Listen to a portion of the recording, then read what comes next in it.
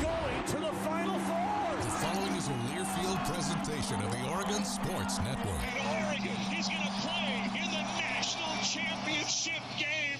Big Ten champions. Big Ten champs. National champions, yes. Oklahoma City bound the Oregon Ducks. Awesome day to be a Duck, man. Boom inside. Touchdown, Oregon. He gets loose. Fires. Hit. Pops the three. Oh, yeah. It's all Oregon. This is Duck Insider. Duck Insider. It's about how to be a group of people that know how to love each other to the absolute fullest. Pleasure, a joy to be with them each and every day, and I can't wait for the future. It's just fun to be a part of a community that cares, that is passionate, and when we come together, powerful things can happen. This is Duck Insider on the Oregon Sports Network from Learfield, presented by OnPoint Community Credit Union. People are the point. Now let's go live to the Country Financial Studio to talk Oregon Duck Athletics. Getting set for some Friday night lights at Autzen Stadium. 6 o'clock kickoff against Minnesota on Friday. The Ducks taking on the Golden Gophers. We'll have a 4 o'clock pregame show across the Oregon Sports Network. Fox has the TV broadcast. It's National Spotlight on a Friday night. What a great way to come off a big win at Iowa. Admittedly, though, Minnesota had some extra time to prepare. The Golden Gophers had a bye this week. Now, short week for the Ducks. Minnesota playing on a Friday night. But they got to travel to Autzen Stadium. And we all know that that's a tough place to play. It's also Women's Basketball Game Day. We'll get you set for Women's Basketball Game Day coming up. And a happy Veterans Day as we honor all those who have served, celebrating Veterans Day today. And let's all hope that we celebrate properly with a women's basketball victory at Matthew Knight Arena this evening. Looking forward to that. Dante Moore is a Maxwell Award semifinalist. Congratulations to Duck quarterback Dante Moore. Maybe the play that will show up on every highlight reel for all these postseason awards is the throw that he made to Malik Benson. I mean, the tight window that he fit that in. Just incredible. And so calm and poised during that 2-minute drill that led to the game-winning field goal off the foot of Atticus Sappington. Poise seems to be a word associated often with Dante Moore. So happy Veterans Day. Dante Moore is a Maxwell Award semifinalist. More of women's basketball preview coming up. We're also going to talk today with Da'Mon Merkerson, Senior Associate Athletic Director, and a student veteran here from campus, Miguel Garcia. That's coming up here on a Veterans Day edition of Duck Insider, as well as Oregon Volleyball head coach Trent Kersten, getting you set for more Duck Volleyball after, what was truly a 5-set thriller over the weekend. We'll get you ready for a little more Oregon Volleyball here coming up with Trent Kersten. But we always begin every Tuesday show during a Oregon football game week with Dan Lanning's weekly press conference. The Oregon head coach, brought to you by the Willamette Valley Cancer Institute and Research Center. Better cancer care close to home. Coach Lanning getting us ready for Minnesota on Friday. All right, tight week, quick turnaround for us, but everything's going really well so far this week. Today was really like a Tuesday in our mind, even though it's Monday. Kind of having to push things ahead and excited to get the opportunity to play a good team. Obviously, Coach Fleck does an unbelievable job. You look at his team, you recognize culture right away. They play really well on special teams. They play for each other. They got some young guys that are out there performing really well, and they have some guys that stand out on film as well. Good scheme and a nice challenge for us, but certainly excited to be back in front of our fans this Friday, and it'll be a little bit different Friday Night Lights, make it a fun environment for us. Talk a lot about get real meetings in the offseason, trying to get your players closer to each other so they can perform for each other, fight for each other in those moments. I'm guessing that's kind of what you saw on Saturday. Yeah, I thought our guys had great composure, and it was kind of, each guy had to do their part. It was one of those games where every phase mattered. They all contributed, and, guys that were on the field, guys that weren't on the field were a big part of, the final result there.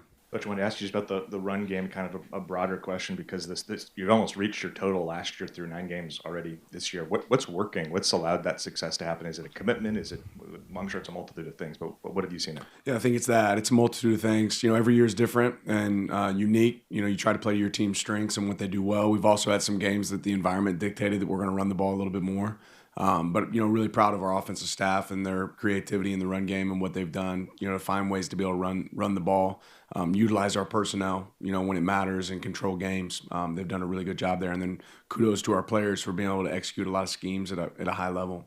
What's the process like when a guy can't go and you find out right before the game starts, or the weather gets really bad, or guy gets hurt early in the game? What's that process like to maybe morph your game plan, and how do you feel like your staff has kind of handled that the last couple of weeks as that's been a thing? Yeah, I think you always prepare with every scenario in mind, right? And you're always, we do a game day meeting every week that we go through. Okay, if this guy's down, who's next up? What's that take off the call sheet? What's that add? How many things can we work out of multiple personnel groups? Depending on, hey, this might normally be a 12 personnel play, but now it's going to be an 11 play. Can different guys do that? So we try to go through a lot of those scenarios in advance and play a lot of that out. And then sometimes it happens within the game. Sometimes it happens before the game. Wanted to get an update on each of those guys. And I'm not going to hop into update, but if they're ready, they'll play. Just wondering what you made of Janoris' performance and how he handled being able to step into that situation at right guard or right tackle. Yeah, I thought he did some things really, really well. There's certainly some moments to have back. Jumped off sides there early in the game, but overall, I thought he played a complete game. To be able to keep our quarterback clean in that game was good. We obviously didn't throw it as much, but I thought Janoris did a good job. Similar question with Mateo. It seemed like he did a really good job of setting the edge. After watching the film, how do you think he did?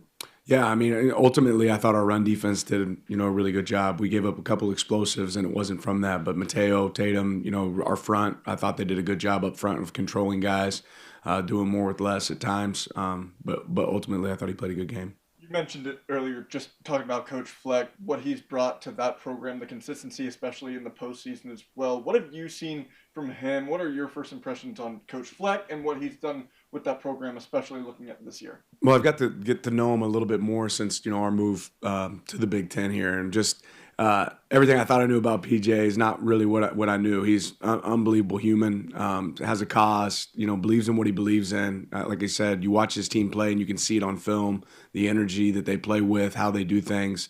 I think he's just a guy that does it the right way. And has been very consistent with his message and how he attacks. He challenges you in a lot of ways in all phases, prepares the right way. So just a lot of respect for him and his program. You talked last week before the Iowa game about how much you were focusing on the return game, and then you talked after that game about how happy you were with what went well. Like what specifically went really well for James and then the Gunners, and then how much of it was specific to what Iowa was doing or what translates to this week? Yeah, each week's different, but we felt like 21 for them obviously could be a game changer in the return game, and I think he ended up with negative return yardages and punt, and I think we had what we would call a TFL on kickoff. Whenever you're able to pin them inside the 25, so our kicking game in that area certainly won, and those guys stepped up. Get a chance after the game to ask you about Brandon and the 2 fumbles he forced, and just speak to him. We've seen what he does in coverage. This is maybe something that popped that was a little different from what we'd seen in the past. Yeah, I thought, first off, I think it's a really good call by Coach Lapoy, recognizing, again, personnel and what we want to be in those scenarios, something we had talked through, and then, being an aggressive run fitter there for Brandon, putting his hat on a helmet, and then guys chasing the ball, Bear chasing the ball and guys chasing the ball to be able to get it out. So we want to be a team that attacks the ball, especially in wet conditions. Those are opportunities that you can get it out, and we did that on Saturday. That throw from Dante was probably one of the better ones we've seen in games from him. Just you've seen a lot more of him than we have. Just curious where it ranks for you. It's pretty high. It was a good one. It was certainly a good one. We talked even heading into the season, Dan, about utilizing more 12 and 21 at times this year, and you certainly have and did quite a bit on Saturday. How much of that was part of the plan going in because you knew you'd be a little shorthanded, and how much of that became necessity once Gary went down in particular?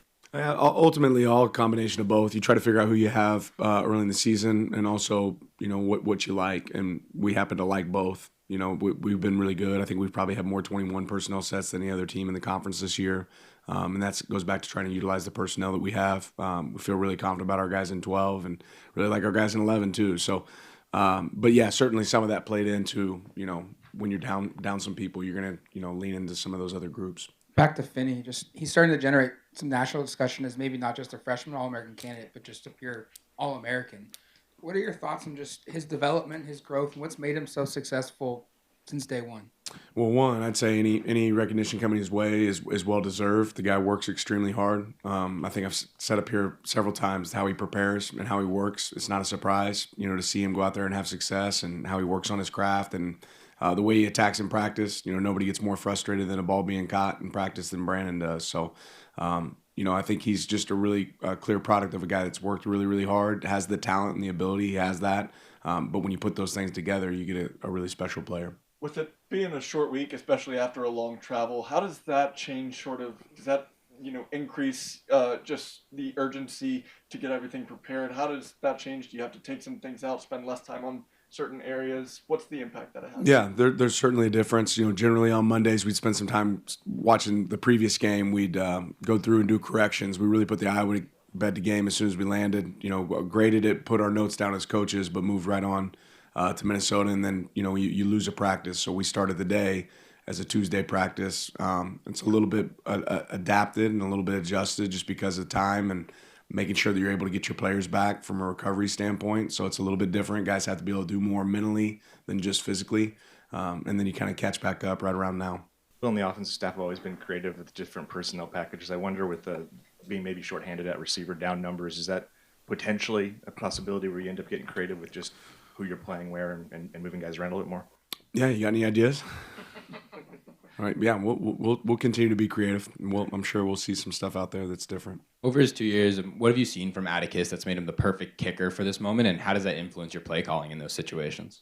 Yeah, I mean, we have a belief in Atticus, and like I said, we try to create moments like that in practice. It's not the same as the game, but I'm just really happy for a guy that works really hard to be able to go execute in those moments. And in special teams, we always say it's one play focus. Right? You don't get a second down to go make it right or a third down to go make it right. It's one play, and he took advantage of his one plays on Saturday and executed for us. None of Iowa's defensive tackles were coming in over 300 pounds. So when guys on the inside of your offensive line had a 20 to 30 pound advantage on them, did you think you were going to be able to take advantage of that with those inside runs, especially because they were really moving people on some of those duo calls? Yeah, we felt like we had to have a variety of runs because nobody has been able to run the ball like that, really on Iowa this year. So we thought it was going to take a couple different type of runs, and really a lot of them were successful for us. But our guys inside did a really good job. Talk a lot about trying to peak at the right time of the season and play your best football at the right time. Last year was your first, experience with the elongated season. I'm wondering what you learned from that. It's one thing to say you want to play your best football at the right time, but what actually goes into that?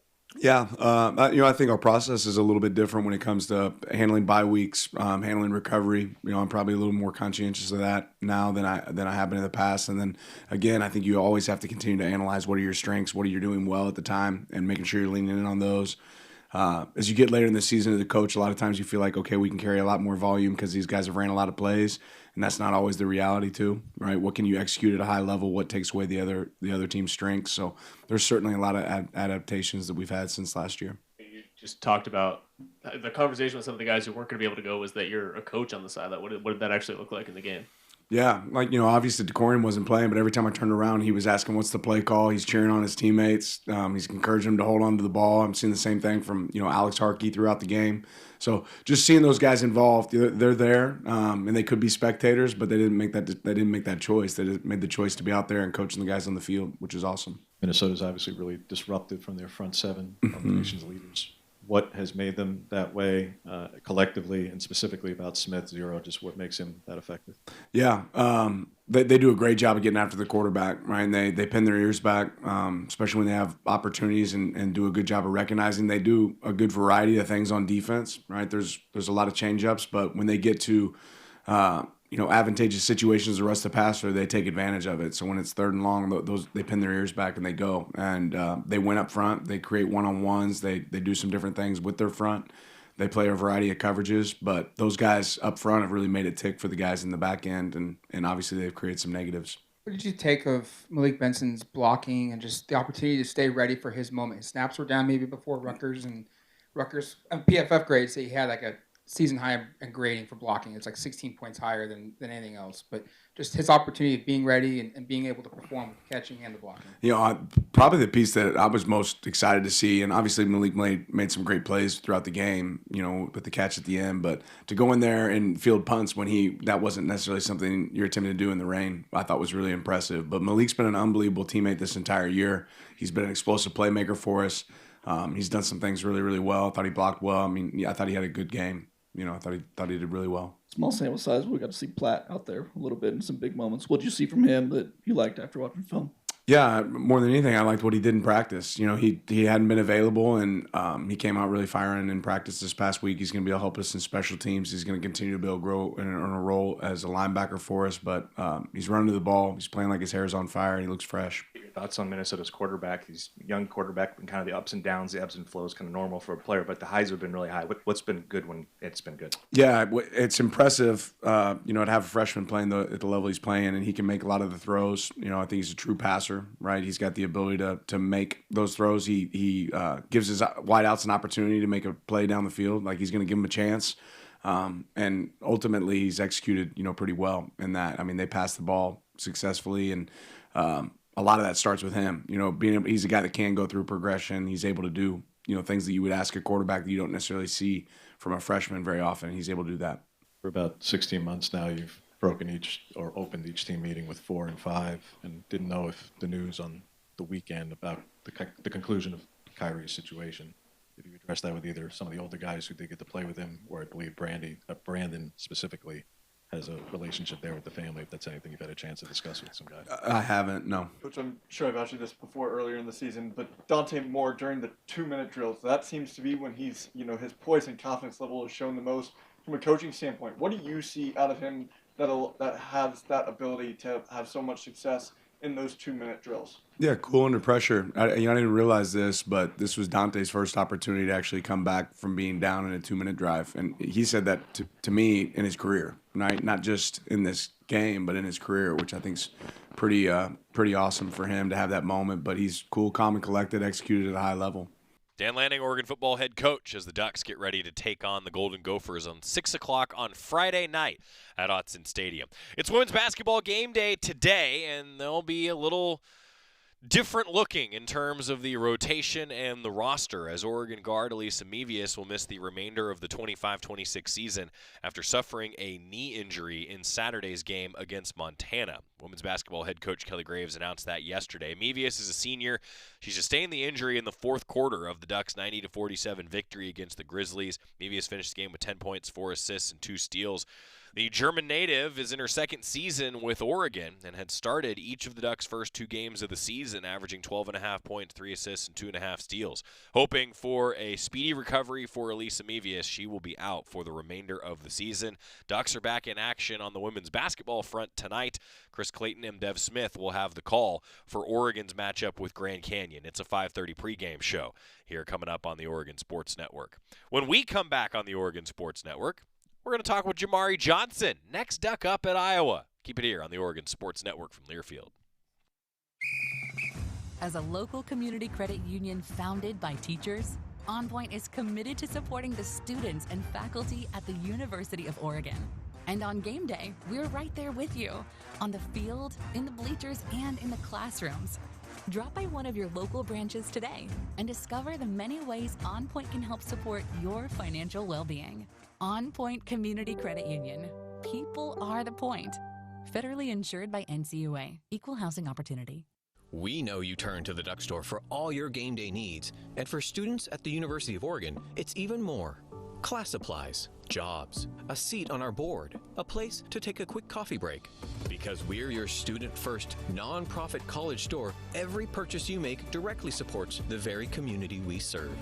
From working at our counters to studying in the classroom, from directing our stores to cheering in the stands, the people we serve, the students, are the very people who are the Duck Store.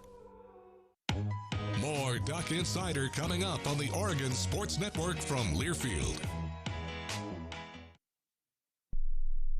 Hey, Dad, how do airplanes fly? What's in this box? Is this tree good for climbing? How are babies made? What does this thing do? Kids are curious about everything, including guns. Talking to them about gun safety in your home is a good first step, but you can do more. Always keep your guns locked, unloaded, and stored separately from ammunition. Safe gun storage saves lives. Learn how to make your home safer at endfamilyfire.org. That's endfamilyfire.org. Brought to you by End Family Fire, Brady, and the Ad Council. Hey, Dad, how do airplanes fly? What's in this box? Is this tree good for climbing? How are babies made? What does this thing do?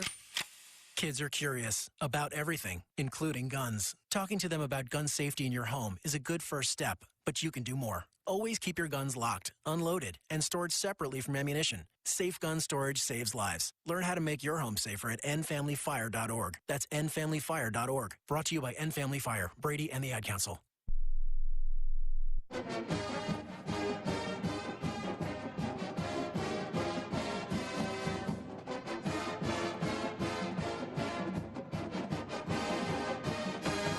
Duck Insider is presented by OnPoint Community Credit Union. I'm Joey Mack in the Country Financial Studio. We're going to talk with Da'Mon Merkerson, also Trent Kersten coming up on today's show. But first, let's talk with Jamari Johnson. He met with the media after practice today. Tight end was one of the next Ducks up with Kenyon Sadiq out. Jamari Johnson has put together some great games for the Ducks, but safe to say a pretty valuable game against Iowa. Tight end Jamari Johnson today. I would ask what the end of last week was like when there was all this noise with some of your teammates not being available, and then kind of what it was like for you and some of the other pass catchers needing to step up and how you embraced that opportunity. It was a experience. Some people got hurt, some people had to step up, and we had faith in those guys that stepped up, so we just did our job. What's it like just being in one of those games? You're not used to, these low-scoring games, grinded out, tough games. What's it like? Very different from your normal routine. What's it like being in one of those games? I would say it's better than the blowouts. It's like it just gives you that feeling, like that thrill of playing football. It's just a feeling. Like I can't really explain it. It's just amazing. This looks like it's going to be the third straight rainy, cold, wet game for you guys. What's that experience been like, and what are your thoughts of just playing in that type of weather? It's really normal for us. We be out in practice. We'll have like a wet ball period to get us ready for the rain and stuff like that. So I would say we're prepared. Like we're ready for anything. And we just heard a little bit about the conversation with the guys who weren't able to go, was that they would have to be coaches on the sideline. Specifically about Kenyon, like what did that look like? Say that one more time. In the Iowa game, just the conversation that we heard was like the guys on the sideline would have to be coaches for this game, and just what did that look like with Kenyon? It looked normal. He was out. He coached me up on a couple things, gave me a few pointers, and just really just had my back. Just was there for me. Seems like these last few games, I know Kenyon's been kind of banged up, but these last few games, you've been really able to come alive and make some clutch plays. I'm wondering just what kind of helped you have that breakthrough, so now you're able to kind of be a big part of this offense now. I would say in practice. It really starts in practice, I feel like everybody does a really good job of getting the plays down and just, like I said earlier, next man up mentality. So I feel like if one person goes down, the next one goes up, that person is as good as the first one. What's it been like adjusting to and learning the different roles for the tight ends in this offense, even compared to the past, and that they're doing a lot more with 12 and 21 than they have in the past? You can't speak to what they did before, but for what you did before at Louisville, how does this compare to just learning the different things they're asking you to do here? It's a lot. I'm not gonna lie, but it's pretty much, it's not nothing too crazy because we did do a lot of stuff at Louisville, but here is just, it's more versatile and more open. Like the playbook is more open. So I would say I'm getting along pretty good, but obviously still got more things to learn and put together and stuff. Kind of a big picture question about the run game. Not even just last week. Obviously, last week was kind of a good example of it. But why has it been so successful? You guys are actually running better than you're throwing it on the season statistically. What's allowed that to be the case this year? One is the rain. We gotta get the ball on the ground. But I would say that too. It starts in practice. Really, we just practice everything, and practice makes perfect. So once we go out there and we did all of those run plays about 100 times. So it's really just going out there and executing. Tight ends of this offense are designed to get you guys yards after the catch. What do you think is it about your game that makes Coach Stein want to get the ball in your hands near the line of scrimmage like that? I would say I wouldn't say I'm a go-getter, but like that's kind of what I'm getting at. And I feel like, me personally, I feel like I do pretty good things with the ball in my hand. So whatever the coach decides to do with that, then I'm with it. Team guy, Jamari Johnson, Duck tight end there. Coming up, we're going to celebrate Veterans Day a little bit. Da'Mon Merkerson and friends. Back after this on the Oregon Sports Network from Learfield. Dear Truckin' Awesome, Toyota Tundra's got heart-pounding horsepower. Tacoma is one rugged ride, and the 4Runner is tough as nails. Truck yeah. Find yours at Toyota.com. Toyota, let's go places. As a local community credit union founded by teachers, OnPoint is committed to supporting the students and faculty at the University of Oregon. And on game day, we're right there with you, on the field, in the bleachers, and in the classrooms. Drop by one of your local branches today and discover the many ways OnPoint can help support your financial well-being.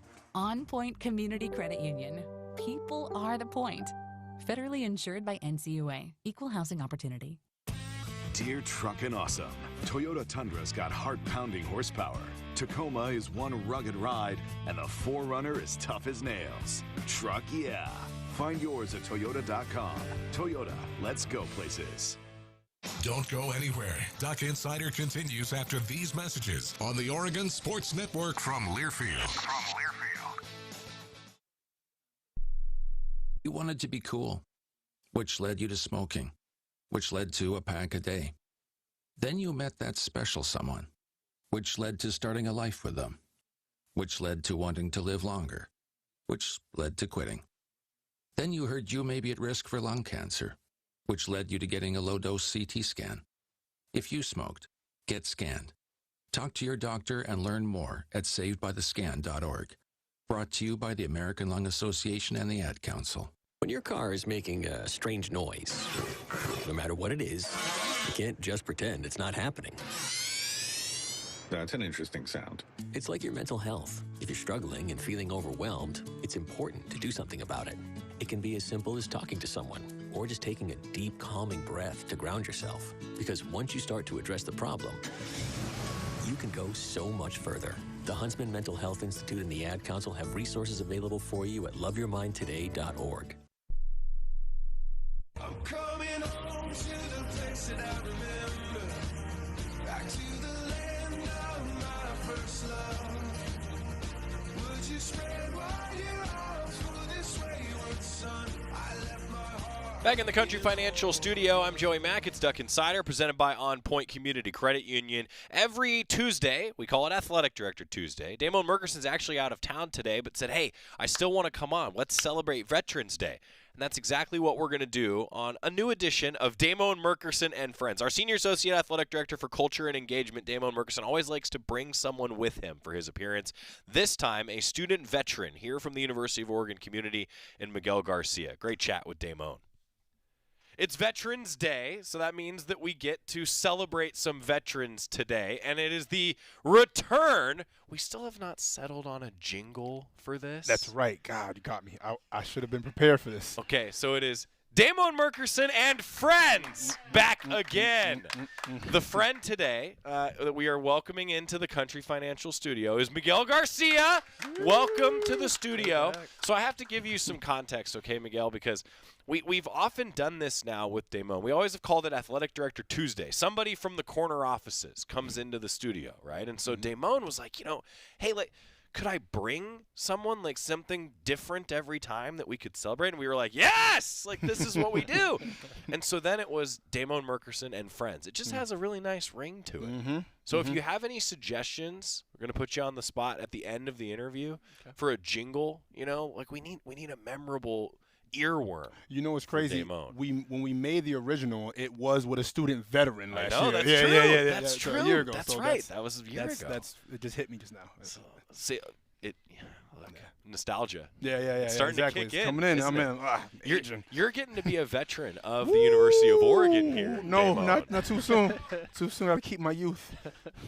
How much are you sleeping these days? I'm not sleeping at all. I appreciate you asking that question, though. I appreciate you asking that question. Da'Mon, a new-ish now, right? Father. 7 months still feels new. I still don't know what I'm doing. Everything is like, is he hungry? Did he poop? Did he do this? It's like those are like the three answers to every reaction. Right? I think I'm seeing. So mine are now 3 and 1.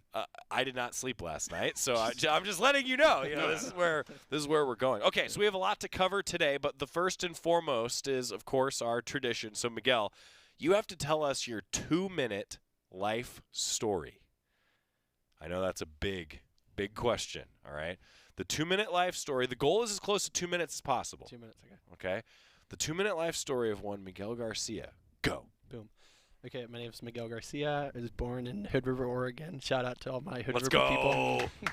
Went to Hood River Valley High School. Shout out to Hood River Valley High School. Decided to join the military 2 weeks after graduated high school. So shipped off for basic training July 15th. Shipped off to basic training San Antonio, Texas. Shout out San Antonio, Texas. From there, transitioned to tech school in Wichita Falls, Texas, where I learned to be an aerospace propulsion technician. Was then assigned to Kadena Air Force Base in Okinawa, Japan, which coincidentally is when I became a humongous U of O football fan. Let's go! Served in the military, got to enjoy my time in Okinawa, Japan, came back stateside, a humongous Duck fan, had a little bit of a blip, did not actually come to U of O immediately, transitioned over to OSU, so got an undergraduate degree there, then transitioned over to U of O and just absolutely enthralled with the culture, community, football. I am a humongous football fan. Live in Eugene, so I'm local as well. Let's see here. Currently majoring in biochemistry, hoping to go to medical school one day, and also plug to U of O Duck Vets, currently the Duck Vet president, promoting veteran advocacy at U of O. Minute 32.49. That was good. That was good. That was That was efficient. So we've had, as you can imagine, some that are like 30 seconds. We've had others that are like, much more than 2 minutes. So I appreciate a good minute 32. That's on the leaderboard. solid, That's pretty good. Thank you. Now, you mentioned a lot of what we wanted to talk about today. Again, Veterans Day, and you do a lot of work in your role then with Duck Vets. Tell fans a little bit more about that. Yeah, so Duck Vets is an organization that was established previously called VFSA to help promote veteran inclusion at the University of Oregon. What we've found over the course of time and studies is that a lot of veterans will transition from military life to the U of O student life. A lot of these students are older, non-traditional, so they are not able to just kind of smoothly transition into the social setting. That's where Duck Vets and the University of Oregon Vet Center comes into play. We promote veteran advocacy. We encourage veterans to get involved with the U of O community, both academically and also through U of O football and athletic events. We advocate social gatherings, tailgater events. We get them into football games. We help them network. We help them create memories, lifelong memories that they'll hold on to for the rest of their life, and help them become better equipped to succeed down the road in life. Boy, that's pretty. I think about just the feeling I had as an 18-year-old, right, coming to college and going through that transition, and then what you're doing, I imagine, is pretty life-changing. As someone who went through it yourself, even, right? Right, absolutely. It's there is that disconnect where you want to be part of the University of Oregon community, but there is that obstacle where you are an older a student, you have life experience, you're going through different experiences. So right. Oh, I'm with you. All right. Again, Veterans Day, right? So I have to ask you, what got you into the military in the first place? What started that journey for you? Okay, so I'm actually the first person in my family to go into the military. I had a wonderful mentor by the name of Chris Patchett, who came from a long family of military veterans and people that served in the military. And he kind of just poured into me and let me know that the military was a great option. So I kind of trusted this individual and joined the military. And it's been a blessing. It's been a very great character-building experience. I've learned a lot of things. I've had a lot of great time to kind of develop and find my purpose, so to speak, which I now believe is pursuing the medical field. That's cool. Well, on behalf of all of us then, thank you for your service. Yeah, absolutely. And for what you're doing now for a bunch of Ducks. And by the way, Duck Vets has a great ring to Yeah, it. yeah, Like, that's a fire name. That's a great name. Something that Da'Mon and I often talk about in terms of community building and engagement, right? I mean, this is just one example of all the great things that you get to touch and be involved in. This got to be pretty special for you too, Da'Mon. Yeah, and I don't talk about this much. My mother is a veteran as well, and a lot of my family have participated in the military, served in various branches. So always a special day, special time for me. Again, I was born in Germany, right? Again, I was born abroad as a result of my mother serving. So. And getting an opportunity to collaborate with different campus partners. Miguel and his crew and the Office of Veteran Services, we connected over the last couple of years about how we continue to embrace and improve this partnership. And Miguel was one of the people that came up with a lot of the ideas that we're going to be introducing, this week that involves our veteran students. Outstanding. Yeah, outstanding. I've had this conversation with some other veterans before that there's such a brotherhood, right? I was hoping that you could speak to this, Miguel, because Da'Mon, you were a student athlete, right? Yeah. There's so much crossover between the way, I think at least, and correct me if I'm wrong, both of you, like, there is that brotherhood that comes from this, and it's that hard work that both the military and I got to think being a student athlete has. I mean, that's got to be powerful for both of you guys in your lives then, right? Miguel, start with you. No, absolutely. I think it is. I think that there is comparable qualities between the two. Earlier I was mentioning how I like to say I live vicariously through U of O football. Yeah. Because I think that they really kind of encompass particular qualities that we were taught in the military. So I think that there is a connection there. Makes sense. Yeah, just a shared experience. Like you're part of a brotherhood, a fraternity, if you will, of people who only know this experience, right? And it brings you together in the times of stress, the adversity, and I mean, I feel invincible, right? As you step into the the world outside of that, I get feel like you accomplish anything. So yeah. No, I'm with you. Well, and on that note, you've got your B Oregon hat ready, Da'Mon. This is exciting stuff. When the B Oregon gear now is, let's just say it goes fast on the shelves at the Duck store. Am I right? Oh man, yeah. It's been, we started this initiative to make sure our staff and students got equipped with gear. I'm happy to say that all of this is available in the Duck store, and it's going like hotcakes. The hats went off immediately. We got hoodies in there at MKA and all the other Duck stores around campus. So awesome. Really excited to share with the mission as well as the gear with the rest of the community. Awesome. Okay, now I am going to put Da'Mon on the spot, so help me out here a little bit, Miguel. Da'Mon actually recently got to speak to a class that was titled History of College Football. Is that right? That's correct. Oh, wow. That's correct. Okay. I would really love for us to add this class at the University of Oregon. Oh, yeah, let's go. So, Da'Mon, I mean, we talk about these cross-campus. Boy, I mean, don't get me started. Okay. Man, listen, first of all, amazing class. Really felt honored to engage in the dialogue and teach, but also learn. You learn a lot from students that are in the spaces that are curious. No doubt. I definitely think, we're Oregon, right? We're the University of Oregon. We're a hotbed for athletics in all levels. We got the Olympic Studies Hub that is currently here, and I'm with you, man. Listen, I'm sending emails trying to figure out how I can help support and get that going because that class was fun, man. Miguel, you take that class, right? I would absolutely take that class. See what I'm saying? I would advocate for that class. I would too. Does it live within PE? Did it live within history? Do you know? It was the history department. See that? Yeah. Lived in the history department. That's where we're at. I had to ask Da'Mon about this because I knew that you had done that. And I went, okay, this is just too good. Yeah. Shout out to Dr. Leonard Moore, the faculty member that asked me to come and speak. So he was pivotal. That's pretty cool. Okay, Miguel Garcia with us talking about Duck Vets and what is going to go on around some football games here coming up. Because I'm sure that there's probably some veterans you mentioned connecting them to football, right? That's a fun community experience. No, absolutely. Something that we do is we actually host tailgaters before the football games over adjacent to the Masonic Lodge.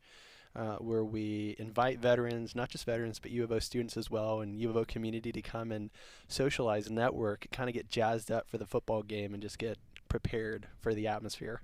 And it's quite the atmosphere. Oh, okay, now we'll ask the football question. As the diehard football fan that you are, you told us this story off air, and I was hoping you could tell it on the air. So you were deployed in 2010 when Oregon was playing in the national championship game.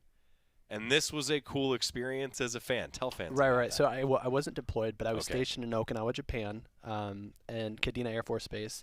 And a very unique thing about it is I developed my fandom for the University of Oregon when I was in Okinawa. Why?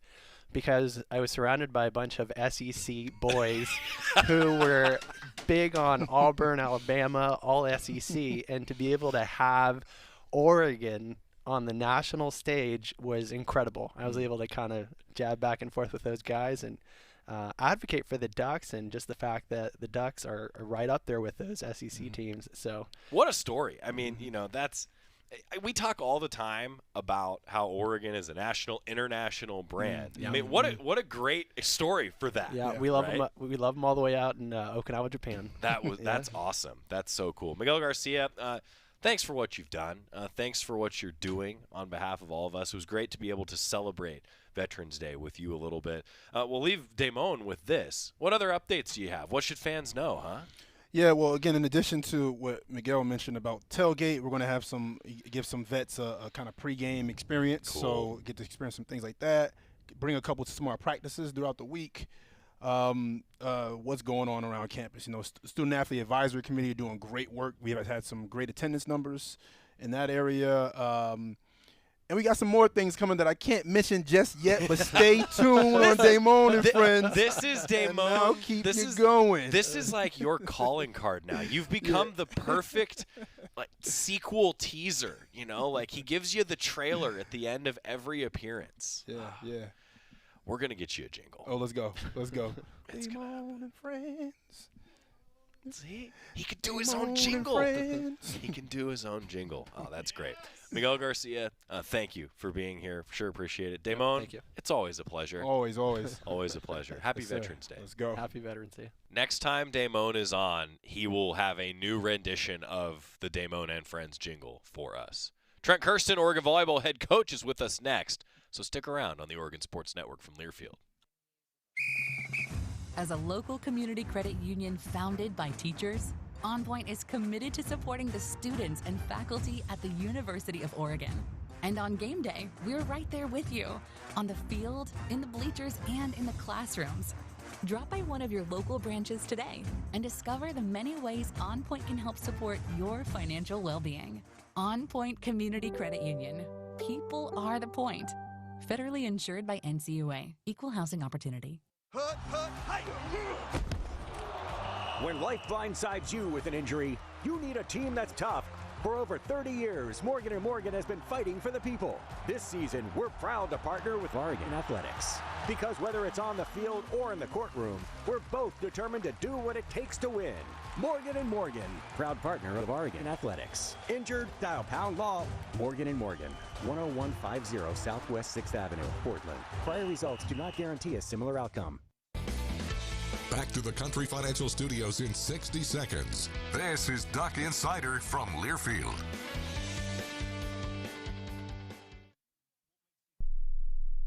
There's danger out there. It lurks on highways and quiet neighborhood streets. It's more likely to kill you than a shark and more terrifying than the biggest snake. Distracted driving claims lives every day. Every notification, swipe, social post, video, or selfie while driving risks your life.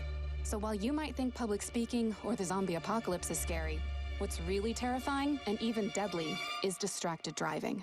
Eyes forward, don't drive distracted. Brought to you by NHTSA and the Ad Council. We asked parents who adopted teens to share their journey. If you build a relationship, then it becomes easier. If you build trust, it becomes easier. As a parent, you want what's best for your child. To give them the love that a child needs is probably the best you can do for a teenager. Learn about adopting a teen from foster care. Visit adoptuskids.org to learn more. A message brought to you by Adopt US Kids, the U.S. Department of Health and Human Services, and the Ad Council. You know you make me wanna kick my heels up and throw my hands up and throw my head back and come on now. Don't forget to say you will. Trent Kersten is here in the Country Financial Studio. It's Duck Insider presented by OnPoint Community Credit Union. I said that it was a marathon against Michigan State. Did it feel like that as a coach? Yeah, I think something super interesting in that match is our team wasn't functioning at a super high level offensively. And again, throughout the season, it's that's kind of been a requirement for us to compete and for us to be close and all that stuff. And, we had some misses. We had a bunch of hitting errors and some things like that have in the past prevented us from being really competitive. And I think when you're looking back at that match, it's what's the difference? Why are we getting ourselves in a deuce set in the fifth, when our offense isn't clicking? And I think ultimately our team is choosing to battle right now in a really big way. I think they're choosing to show up for each other. I think there's some points in between the lines as far as teammateship that we're really starting to understand in the social aspect of the game. And I'm super proud of how they're fighting through that match. Obviously, there's a competitive side where you as a coach you're itching, right? Because you want that one at home, right? Especially at home in front of your home crowd, and you got the student section and everyone there. You want that one, right? And at the same time, there's a more level-headed side of you as a coach that's, gosh, we're just not playing our best ball right now, but we're still battling, and I'm super proud of that. Yeah. I mean, look, that's good, right? You want to have the competitive team that also hates the loss, right? Totally. So you split at home. So I want to go back, though, also and ask you about UCLA. You got a 3-1 set win over UCLA. That had to feel nice last week. Yeah, and I think one of the best sets of volleyball that we put together all year was in set 1, and we won 25-9. To single-digit a team is pretty. Yeah, it doesn't happen very often. And so, for us to be able to come out and just be dialed from 0-0, and I thought that was such a good sign for us, and super proud of, the result of that match. And it was pretty cool because the match in Poly ended with Alana Clemente from the service line, off an ace. The match in Matthew Knight ended with Alana at the service line, threatening to ace, and they actually messed up their rotation. And so we win the match on an out-of-rotation call, which I thought was pretty special. Well, and we've talked about this before with service pressure. That was kind of a theme of our conversations early in the season. But, boy, what Alana can do for you in that role. Yeah. It's pretty remarkable. Yeah. I think Alana and Val, get a lot of oohs and ahs, right, in the crowd because they're so physical from the service line. And, they produce so much power. And I think there's a couple of people that go under the radar, specifically Reese. I got asked in the Chalk Talk, hey, why is Reese's serve so good? It doesn't look great, but it scores a lot. Interesting. Yeah. Good question. And I was like, yeah, she's got some late movement to it, and she hits it flat, and she hits the right spots a lot of the time. And then the other person is probably Cora. I think she just got her 100th career ace. I think we posted a video about that today. And so, Cora's, standing float serving, from the, not jumping, not super physical above the net or anything like that, but she hits a clean and flat floater that is nasty. Yeah. And it's really tough to pass. You bring up an interesting point, though, I'll go to the baseball analogy, right? The pitcher that throws 100 versus the knuckleballer, right? Two very different styles. Yeah. I feel like it's kind of like that from the service line sometimes. Totally. Well, I mean, look at, gosh, how do you not fall in love with Game 7s, right? Right, absolutely, 100%. Right? 100%, It's one of the most special things that happens in sports. Yeah. Also go Dodgers, by the way. Oh, Trent, no. It's kind of my home, guys. But the thing that I so much appreciate about the Game 7 environment is how many different matchups they get from the mound. Sure. It's pretty cool. From a pure aesthetics standpoint, yes, that Game 7 was awesome. Yeah.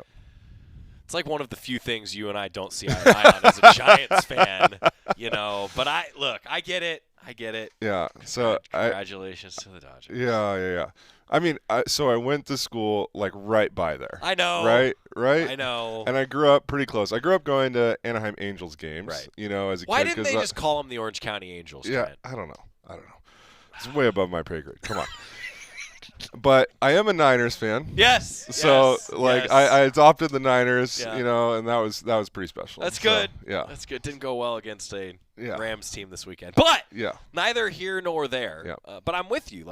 The Game 7 environment is what it's all about. And you all kind of got that in the fifth set. For sure. Do you like fifth setters? No. Yeah, I didn't think so. No coach wants a five setter, right? You want three. No, I think they're Let's use soccer as an example. I think they're similar to PKs. Yeah. Yeah. And I'm with you. I don't think it tells you who is actually better in the match because there's not enough of that set. Right. I think you get an all-out sprint, and yes, like we still want to be good in fifth sets, but gosh, there's some that end in a deuce where it's like, man, I wish this could keep going. Yeah. Yeah. Yeah, I'm with you. Trent Kersten, Oregon volleyball head coach. Okay, so after the results of the weekend, down the home stretch, sitting at 14-10 overall, 5-9 in Big Ten play, but have found some success away from Matthew Knight Arena. You're 5-5 overall on the road, but 3-1 in neutral sites. You've been so balanced. I was curious about that. We've talked about it a little bit. Like, how have you found the balance of being successful on the road? That's hard to do, especially in this conference. Yeah, I think we are really invested in our recovery when we get to, road matches. And our director of ops, Haley, does a great job making sure we have everything that we need from, a pool workout instead of a practice on court, from, cryo on the road, whatever it might be. Like, she's organizing all this stuff so our team can go and compete at the highest level. I think, the other point about like just our team's mindset, it's 25 one-point battles. That's it. Doesn't matter where we are. Like imagine what's the one movie where he measures like the basketball rim height? Is it Glory Road or something like that? Right. Glory Road, Hoosiers. The list goes on and on. Right. It's like it's same game. Same game. The ball doesn't know if you're a freshman. It doesn't know if you're the visiting team. It doesn't know all this stuff. And so let's go out and take some shots. And that's what this team ultimately is earning and has earned, is the ability to go out and let it rip. Yeah. And some nights, like, maybe we don't have it, but we're going to continue to go for it.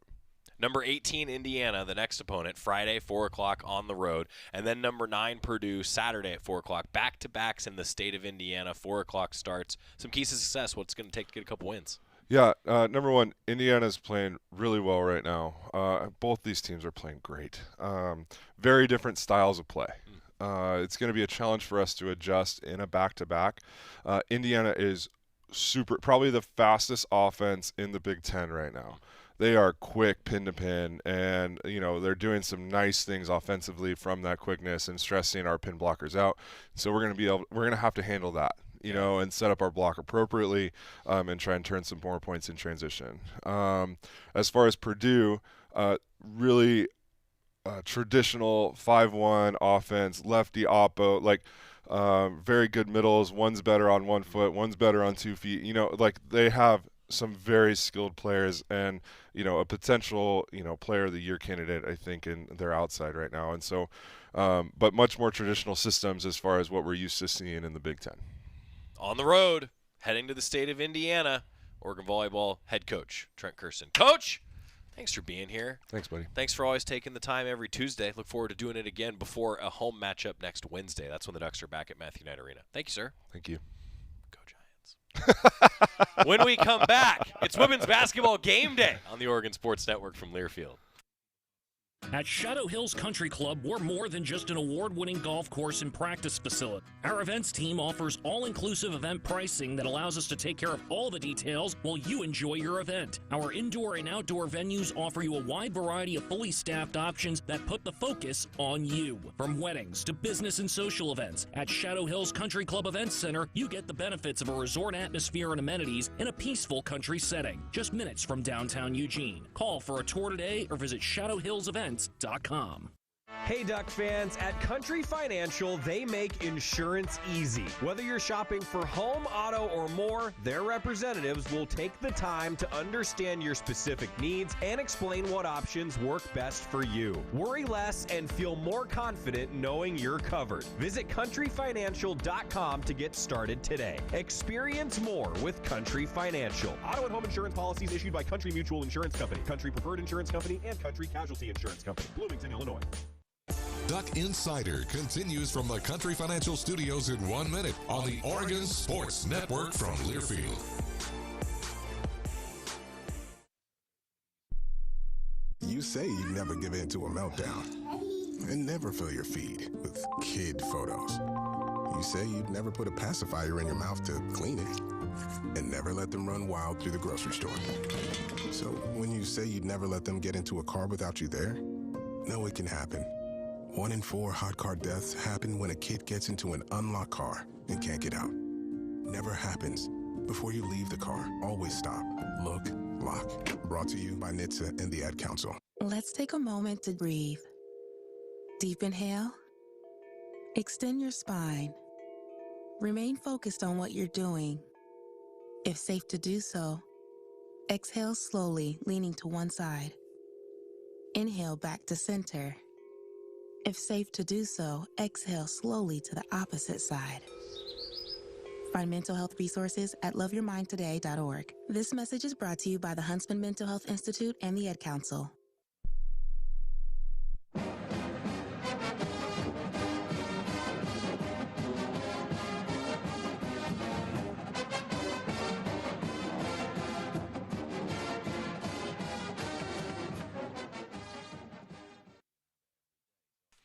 Final segment of Duck Insider presented by OnPoint Community Credit. You were just talking with Coach Kersten on the way out, and this is how much these teams are connected. He just asked, hey, women's basketball tonight, and it's just, if you're just joining us, announced yesterday afternoon, Elise Mevius is going to miss the entire season with an injury suffered in the Ducks' last game. It just stinks. Injuries are the worst part of sports. Worst part of sports. That's what Coach Kersten and I were just talking about. Man, it's just, feel for her. Hope for a speedy recovery for Elisa Mevius. Well, Oregon men's basketball also, though, in action this week. A 6:30 start tomorrow. 6 o'clock will be our pregame show from Matthew Knight Arena when the Ducks take on South Dakota State. Dane Altman met with the media this morning. Look, that's a team that wants to improve, and certainly we've seen that against a Rice team early in the season, against a Hawaii team. There are things that this team is focusing on to improve. Maybe the most important is simply ball security. But just look at how different Oregon looked when Jackson Shellstad was out there against Rice. That calming presence from a veteran ball-handling guard calmed everything down. Now that he's back practicing with the team, my hunch is that chemistry will accelerate with this team. But the next test is against a South Dakota State team that's 2-1, and you know they're going to take a shot here. Being on the road against the Ducks, why not? First-year head coach for the Jackrabbits. We'll see what things look like tomorrow night. This evening, though, Oregon women's basketball against Grand Canyon. Curious what the rotation looks like. Grand Canyon's a decent team. It's going to be on Big Plus tonight, as well as the Oregon Sports Network. We've even got a satellite radio broadcast tonight. How about that? If you're flipping through on Sirius XM and you get to channel 381, you're going to hear Chris Clayton and Bev Smith tonight. 6 o'clock, that means a 5:30 pregame show for Oregon women's basketball taking on Grand Canyon this evening. Tomorrow, Chris is actually going to host Duck Insider because I got some basketball to get ready for. It's going to be the best show of the week. See ya.